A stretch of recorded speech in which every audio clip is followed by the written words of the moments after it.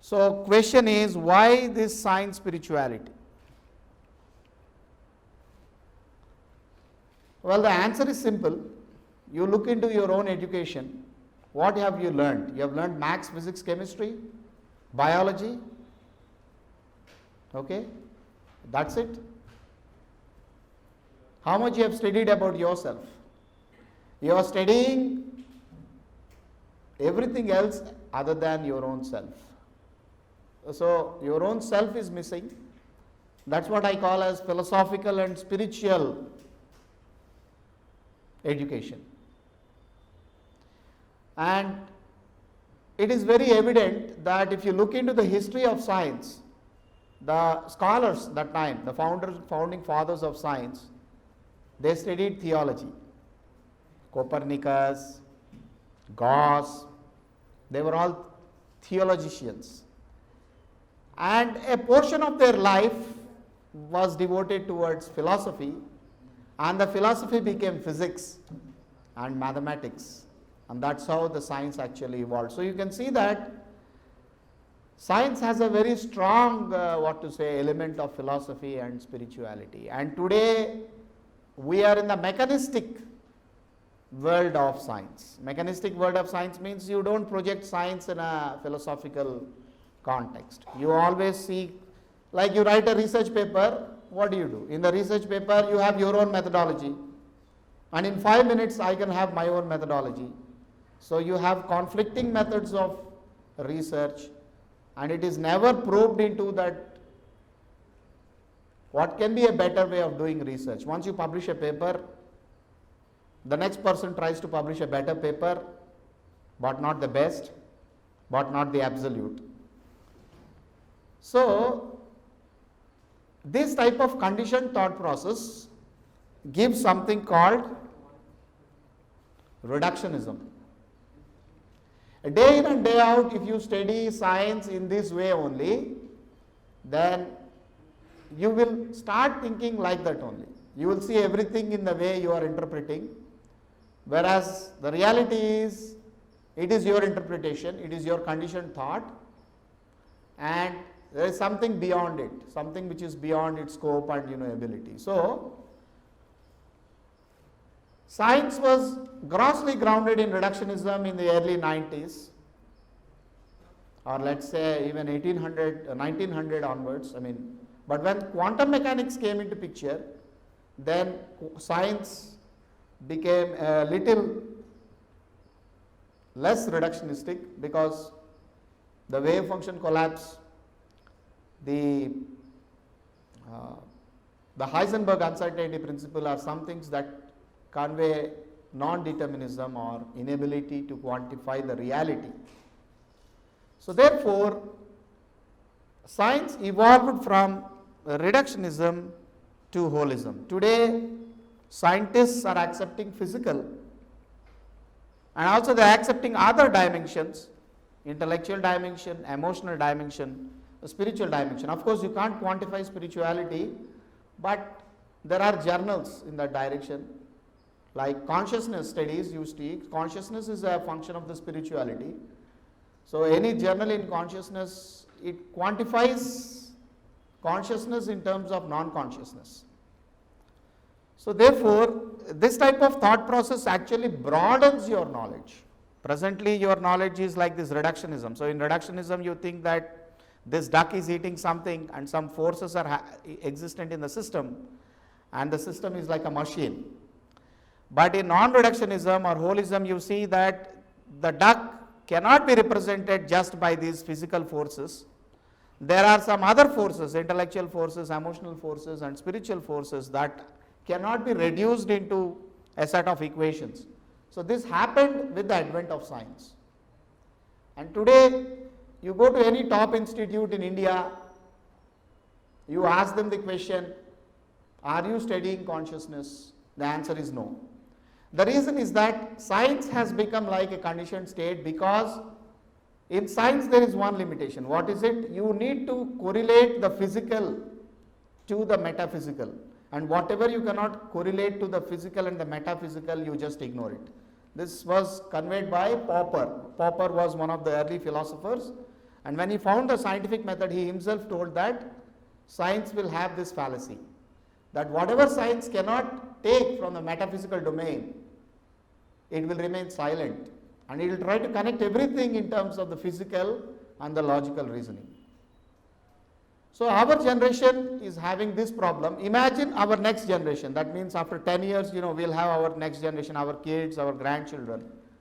So what type of education we'll give them? We'll be giving them a top class education in our elite educational institutions, and they will be also like machines and robots without having the sensitive features a person should have. If you go into the education system of India today, it is mandatory for any undergraduate education, even in IIT, to have 5 courses in humanities. Minimum 5 courses in humanities and social sciences are required. The higher education policy is going to stress upon subjective learning. MOOCs courses, all these things are actually subjective learning. So all these are actually out of the reductionistic approach. So where you bring subjectiveness, it becomes holism. So another experiment that I am trying to convey to you, that how science and spirituality, you can project spirituality with a science, but you cannot understand what is spirituality with science. I will give you an example here. Let's say a person is doing a meditation on his japamala, on the beads, and when this person is doing meditation for a long time, you can understand that the thickness of his cortex increased. That's okay. But the problem is, the meditation is modeled in terms of the thickness of the cortex. But is that the main function of the meditation? The main function of the meditation is transcendence. The side effect of meditation is the thickened cortex, the less aging. These are side effects. But since science cannot delve into the transcendental aspects of consciousness, science will try to do all research in terms of biofeedback. So biofeedback means you measure the thickness of the cortex, you measure the blood pressure, you measure the heartbeat. This is what you can do. You have instruments for that. But no one has an instrument that tells you what you are thinking. Your thought is beyond instrumentation. You can't quantify consciousness. So therefore, you see that these type of projections also started. That means people accepted that in meditation you cannot accept something, and they are trying to say that okay, the good effect of meditation we exactly don't know, but something we can know, and this is what we can know. So this is what is going on today's world. So science also is going very much to accept that consciousness is a different ball game altogether, which cannot be taken into science, but in some empirical concept you can take it. So these are the missing elements of our education system. We all have some skills. How to convert that into a professional skill? We don't look into that. You come to college, and in the college what do?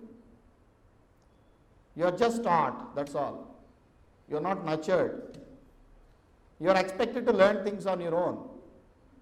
And you never think about yourself. You are only thinking about the work. You are so obsessed with the work, but you never contemplate on yourself. Because there is no time for you to think. It is not about time.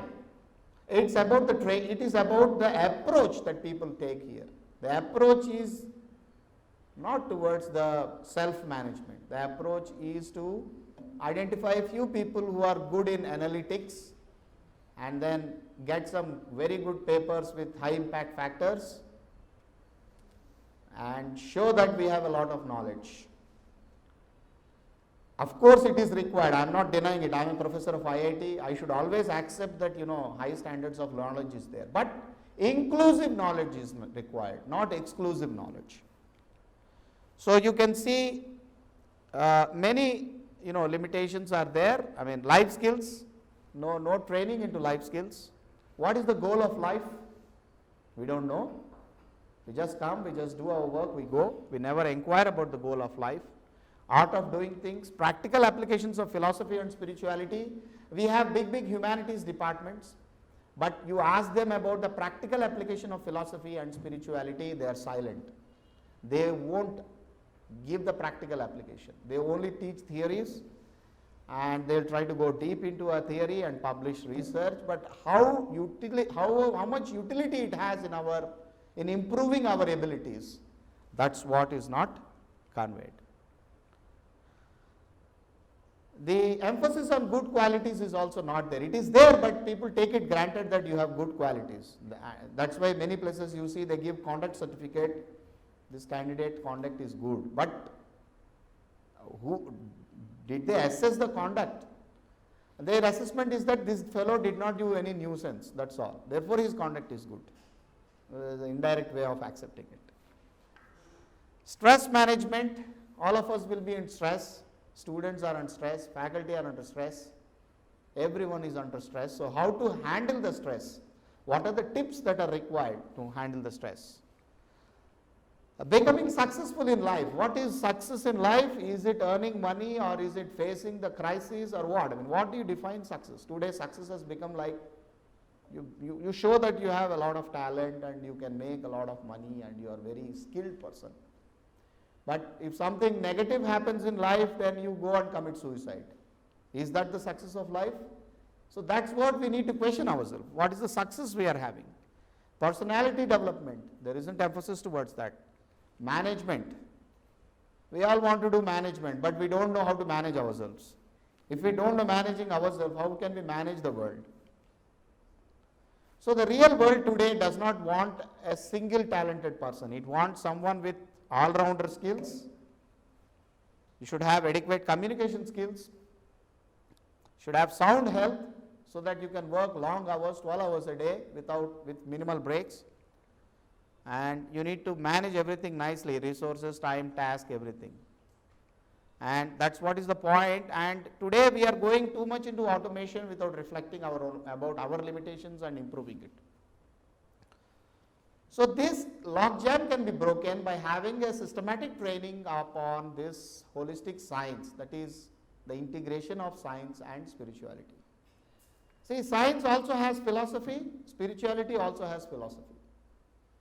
The philosophical projection of science and the philosophical projection of spirituality, they nicely overlap with one another. So therefore, that's why I said science, philosophy and spirituality. A philosophy without science or without spirituality does not have any ground to that maturity. The reason is, when philosophy has science, it has a physical proof. And when philosophy has spirituality, it has a transcendental proof. So there is a physical proof and there is a transcendental proof. So therefore, you can blend the science and spirituality nicely through the medium of philosophy.